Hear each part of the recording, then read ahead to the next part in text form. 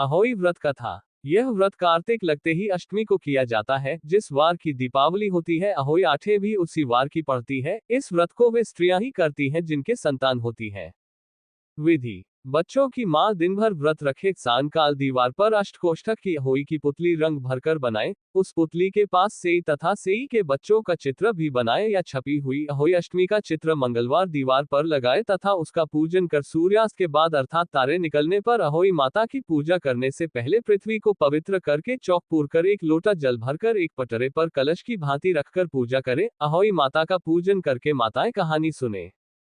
पूजा के लिए माताएं पहले से एक चांदी की अहोई बनाए जिसे स्याव कहते हैं और उसमें चांदी के 2 दाने मोती डलवा लें। जिस प्रकार गले के हार में पैंडल लगा होता है उसी की तरह चांदी की अहोई डलवा लें और डोरे में चांदी के दाने डलवा लें। फिर अहोई की रोली, चावल, दूध व भात से पूजा करें। जल से भरे लोटे पर सतिया बना लें। एक कटोरी में हलवा तथा रुपए बायना निकालकर रख ले और 7 दाने गेहूं के लेकर कहानी सुने। कहानी सुनने के बाद अहोई स्याव की माला गले में पहन ले। जो बायना निकालकर रखा था उसे सासू जी के पांव लगाकर आदर पूर्वक उन्हें दे दे। इसके बाद चंद्रमा को अर्घ्य देकर स्वयं भोजन करें। दीपावली के बाद किसी शुभ दिन अहोई को गले से उतारकर उसका गुड़ में भोग लगाए और जल के छींटे देकर मस्तक झुकाकर रख दे। जितने बेटे हैं उतनी बार तथा जितने बेटों का विवाह हो गया हो उतनी बार चांदी के 2-2 दाने अहोई में डालते जाएं। ऐसा करने से अहोई माता प्रसन्न हो बच्चों की दीर्घायु करके घर में नित नए मंगल करती रहती हैं। इस दिन पंडितों को पेठा दान करने से शुभ फल की प्राप्ति होती है।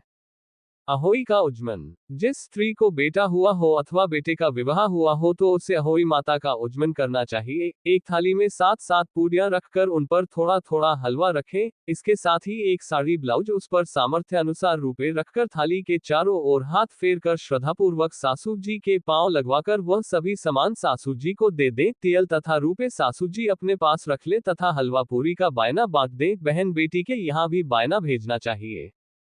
होई आठे व्रत कथा।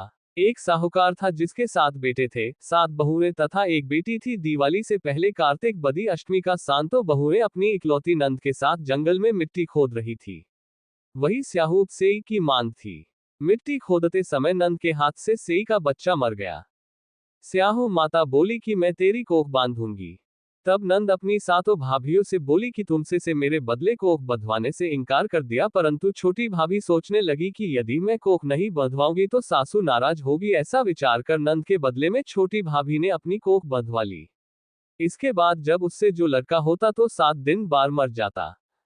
एक दिन उसने पंडित का बुलाकर पूछा, मेरी संतान 7वें दिन क्यों मर जाती है? तब पंडित ने कहा कि तुम सुरही गाय की पूजा करो। सुरही गाय स्याहू माता की भायली है, वह तेरी कोख तब मेरा बच्चा जिएगा।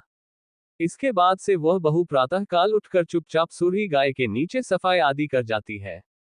गौ माता बोली कि आजकल कौन मेरी सेवा कर रहा है, सो आज देखूंगी। गौ माता खूब तड़के उठी, क्या देखती है कि एक साहूकार के बेटे की बहू उसके नीचे सफाई आदि कर रही है। गौ माता उससे बोली, मैं तेरी सेवा से प्रसन्न हूँ, इच्छानुसार जो चाहे मांग लो। तब साहूकार की बहू बोली कि स्याऊ माता तुम्हारी भायली है और उसने मेरी कोख बांध रखी है, सो मेरी कोख खुलवा दो। गौ माता ने कहा, अच्छा। अब तो गौ माता समुद्र पार अपनी भायली के पास उसको लेकर चली। रास्ते में कड़ी धूप थी, सो वो दोनों एक पेड़ के नीचे गरुड़ पंखानी पक्षी का बच्चा था।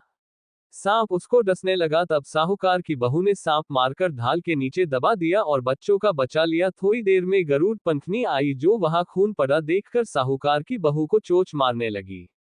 तब साहूकारनी बोली कि मैंने तेरे बच्चों को नहीं मारा, बल्कि सांप मेरे बच्चे को डसने को आया था, मैंने तो उससे तेरे बच्चे की रक्षा की है। ये सुनकर गरुड़ पंखनी बोली कि मांग तू क्या मांगती है? वह बोली, 7 समुद्र पर स्याऊ माता के पास पहुंचा दे। गरुड़ पंखनी ने दोनों को अपनी पीठ पर बैठाकर स्याऊ माता के पास पहुंचा दिया। स्याऊ माता उन्हें देखकर बोली कि बहन बहुत दिनों में आई। फिर कहने लगी कि बहन मेरे सिर में जू पड़ गई। तब सुरही के कहने पर साहूकार की बहू ने सलाई से उनकी जुएं निकाल दी। इस पर स्याऊ माता प्रसन्न हो बोली कि तूने मेरे सिर में बहुत सलाई डाली है, इसलिए 7 बेटे और बहू होगी। वह बोली, मेरे तो एक भी बेटा नहीं है, 7 बेटा कहां से होगे?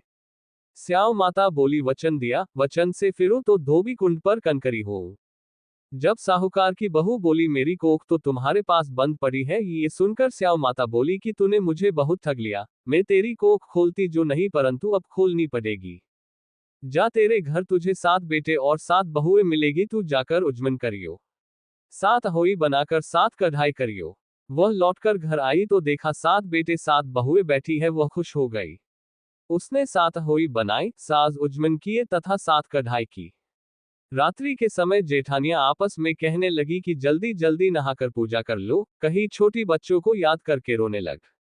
थोड़ी देर में उन्होंने अपने बच्चों से कहा अपनी चाची के घर जाकर देखाओ कि वह आज अभी तक रोई क्यों नहीं। बच्चों ने जाकर कहा कि चाची तो कुछ मार रही है, खूब उजमन हो रहा है। ये सुनते ही जेठानियों दौड़ी दौड़ी उसके घर आई और जाकर कहने लगी कि तूने कोख कैसे छुड़ाई। वह बोली तुमने तो कोख बधाई नहीं सो मैंने कोख खोल दी है। स्याऊ माता ने कृपा करके मेरी कोख खोली, उसी प्रकार हमारी भी खोलियो।